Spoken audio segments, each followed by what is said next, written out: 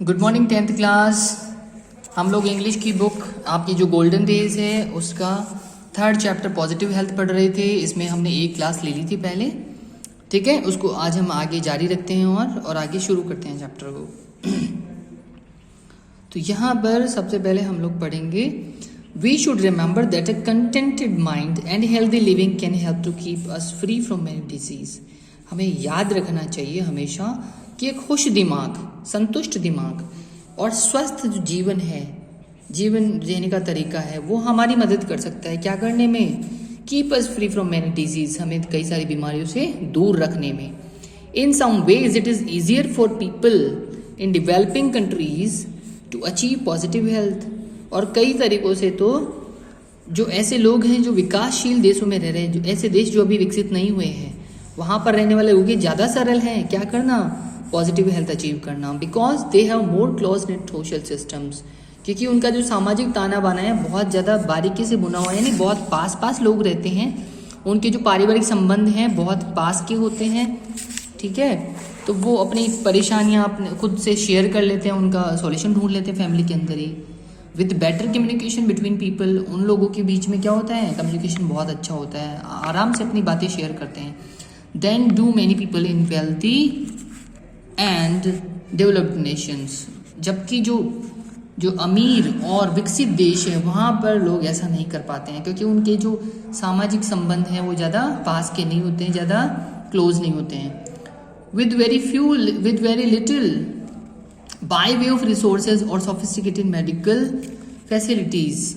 तो with very little by way of resources और sophisticated medical facilities, तो थोड़ा सा हम भी कोशिश करें तो जो हमारे रिसोर्सेज हैं और सोफिस्टिकेटेड मेडिकल फैसिलिटीज़ हैं, यानी सोफिस्टिकेटेड मेडिकल फैसिलिटीज़ हम बोल सकते हैं परिष्कृत जो होती है ना, प्योरीफाइड मेडिकल फैसिलिटीज़, यानी जिसमें ज़्यादा गंदगी नहीं हो, बिल्कुल साफ़ सफाई से, और हम बोल सकते हैं कि हमारी जो टेक्निक्स हैं वो थोड़ी ज़्यादा मॉडर्न हो जाए, तो हम लोग भी क्या कर सकते हैं, पॉजिटिव हेल्थ अचीव कर सकते हैं। For the majority of individuals in our communities, हमारे जो संप्रदाय हैं, हमारे जो ग्रुप्स हैं, वहाँ पर हम हर इंसान के लिए पॉजिटिव हेल्थ अचीव कर सकते हैं।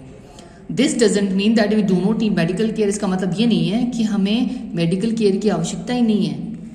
We definitely need proper medical care under certain circumstances. तो हमें बिल्कुल इम्पॉर्टेंट तौर पर, बहुत ही प्रमुख रूप से मेडिकल केयर की ज़रूरत पड़ती है किसी विशेष परिस्थिति के अंदर। We need proper vaccination and immunisation. हमें भी पूरी एक संपूर्ण वैक्सीनेशन की ज़रूरत पड़ती है, यानी जो हमारे इंजेक्शन वगैरह लगते हैं उसके, और इम्यूनाइजेशन की एक प्रतिरोधक क्षमता की ज़रूरत पड़ती है। किसके विरुद्ध में, इन्फेक्शियस डिजीज़। प्रॉपर ट्रीटमेंट, तो जो फैलने वाली बीमारी होती है, संक्रामक बीमारी होती है, उनसे लड़ने के लिए इम्यूनाइजेशन और वैक्सीनेशन की ज़रूरत हमें भी होती है। Proper treatment of disease by medical and surgical intervention when required.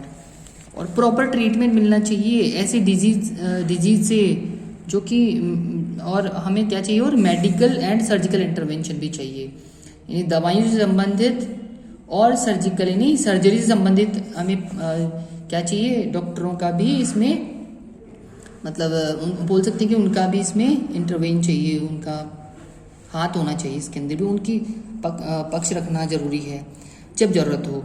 Proper maternal care before and after child birth. एक बच्चे के जन्म के पहले और बाद में प्रॉपर मैटरनल केयर होना जरूरी, उसकी माँ का ध्यान रखा जाना जरूरी है।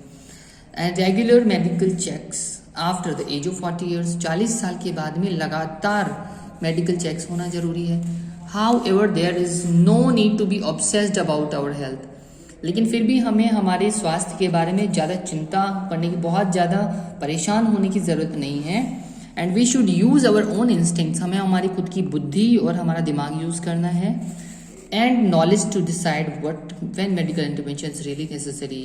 तो ये नॉलेज की ज़रूरत किसके लिए है, हमें इंस्टिंक्ट की और नॉलेज की ज़रूरत ये डिसाइड करने के लिए कि हमें कब मेडिकल इंटरवेंशन चाहिए, यानी मेडिकल यानी चिकित्सा सुविधा की हमें आवश्यकता है, ये जानने के लिए दिमाग यूज़ करना चाहिए, ना कि उसके प्रति परेशान होना चाहिए।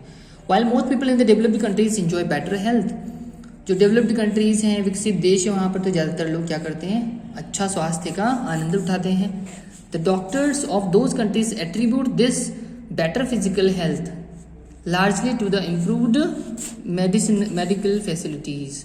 तो ऐसे देशों के डॉक्टर ये बोलते हैं कि इसका कारण क्या है, बेटर फिजिकल हेल्थ, जो उनकी बेटर फिजिकल हेल्थ है, ठीक है, ये जो उनकी बेटर फिजिकल हेल्थ है इसका कारण है to the improved medical facilities, वहाँ की जो इम्प्रूव हो चुकी है, बहुत ज़्यादा अच्छी हो चुकी है मेडिकल फैसिलिटीज़, उसको इसका कारण बताते हैं डॉक्टर्स।